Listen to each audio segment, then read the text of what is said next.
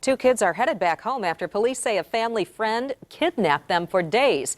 1-year-old Hadden and 3-year-old Harmony Boyd left Battle Creek at the end of February with 62-year-old Aaron Washington. When they didn't return home this week, their mom reported them missing. 24-hour News 8's Danny Carlson was there just after the children's mom found out that her kids were safe. And Danny joins us live. Sue, that's right. The children's mom, Heather Arredondo, says that she can't wait to hold her two children again. She tells us that she doesn't think that Aaron Washington meant to hurt her kids or would have hurt her kids, and she thinks that he was just being careless, but she says she does think that he should be charged. Now, Aaron Washington was arrested today on 2 kidnapping charges out of West Virginia. He is expected to be sent back here to Battle Creek. I'm relieved. I'm happy right now. I'm anxious. I can't wait, but it's not going to come quick enough. After days of anxious waiting, Heather Arredondo tells 24-hour News 8 she can finally breathe again. Terrible, not knowing if your kids are okay. They're fine. You know, he wouldn't hurt my kids, but it's terrible. Mother's worst nightmare. She says she trusted her kids to a man they call Grandpa. This man, 62-year-old Aaron Washington.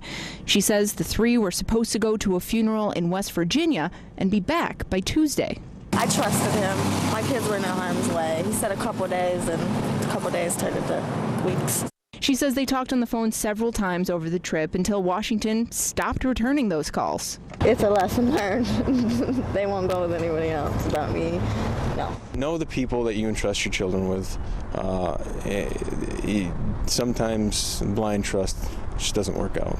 Sergeant Jim Martins from the Battle Creek Police Department says Washington had turned off his cell phone for days and apparently turned it back on today and then called Battle Creek Police, letting them know where he was. Police in West Virginia then arrested him on 2 counts of kidnapping. Martin says Washington seemed surprised people were looking for him. It almost sounds like he didn't think he did anything wrong.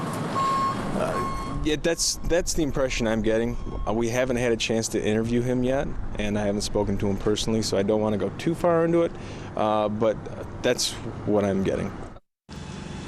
As for the kids, police told us today that Child Protective Services, both here in Michigan and in West Virginia, are working to make sure the kids stay safe and they are safely returned to Michigan.